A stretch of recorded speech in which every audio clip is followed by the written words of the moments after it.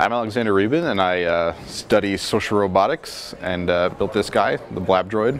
And he's the world's first documentary filmmaker that's a robot. I'm going to ask you some questions.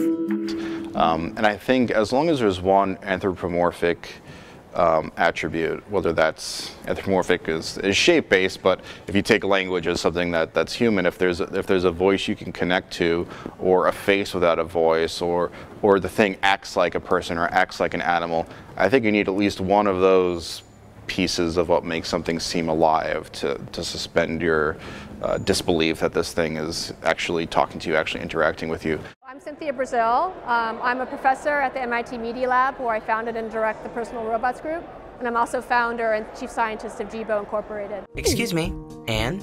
Yes, Gizmodo. Melissa just sent a reminder that she's picking you up in half an hour to go grocery shopping. Thanks, Gizmodo. It's clear that I think people are anxiously anticipating the personal robot finally really coming into the life. I think they sense it because of the advances in smartphones and video games and all these other kind of similar kinds of technologies, but social robots really brings it together in a way that brings this humanized engagement around the utility of a lot of these kinds of technologies. If it was just there, it didn't talk to you, it didn't have a face, if it was just a rock, right?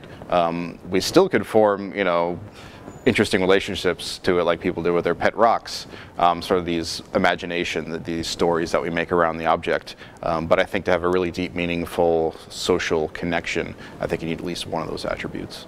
When you use terms like emotional bond, these are very rich terms that can mean a lot of things to a lot of people. I can tell you that from my research at MIT, all demographics, ages and stages, different applications, one of the intriguing things about social robots is people do form this positive emotional experience with this kind of technology. So whether it's leveraging kind of like a pet companion sort of thing, or a peer-like kind of thing, or something in between, what you definitely see is this positive inclination, towards this kind of robot in this way that it's like almost accepting the robot as part of the group as opposed to the stuff. Cookie Monster is very, very bad. He's a scary monster who wants to get your cookies.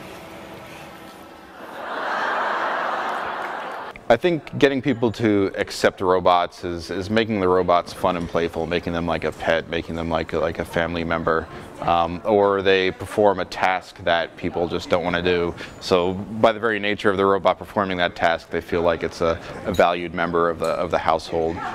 So I think if a robot's completely social, the key is going to be something that's very engaging and something you want to keep having that conversation with. I think we now are in a mentality of, a robot that just does one thing is okay, but a robot that can finally help you in a number of different ways for different members of your family has a lot more value proposition.